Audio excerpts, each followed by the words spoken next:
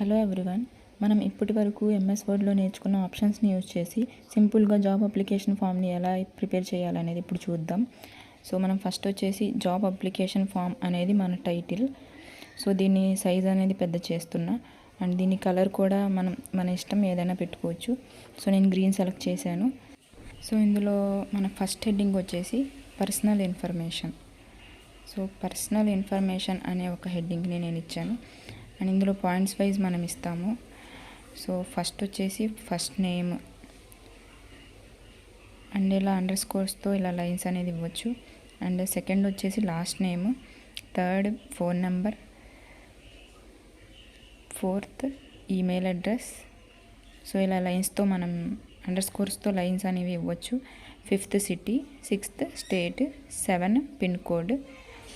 So ఇలా 7 points అనేవి వచ్చినాయి కదా. సో నెక్స్ట్ హెడ్డింగ్ వచ్చేసి జాబ్ ఇన్ఫర్మేషన్.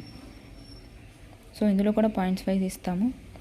ఫస్ట్ పాయింట్లో position applied for, second desired salary and third వచ్చేసి date available to start. So ఇందులో మన థర్డ్ కాలం వచ్చేసి ఎడ్యుకేషన్ డీటెయిల్స్.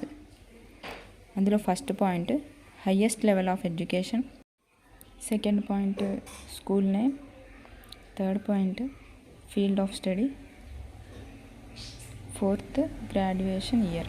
పర్సనల్ ఇన్ఫర్మేషన్ ఇచ్చాం, జాబ్ ఇన్ఫర్మేషన్ ఇచ్చాం, ఎడ్యుకేషన్ డీటెయిల్స్ ఇచ్చాం. సో ఈ కాలమ్స్ని కొంచెం సైజ్ పెంచుకుందాం. So next previous employment. ఇందులో 2 పాయింట్స్ వస్తాం. Employer and second job title. So ఈ ప్రీవియస్ ఎంప్లాయ్మెంట్ అనేది ఆల్రెడీ వర్క్ చేసి ఉంటే ఇవ్వచ్చు, లేకపోతే స్కిప్ చేయవచ్చు. సో ఇదండి simple job application form format.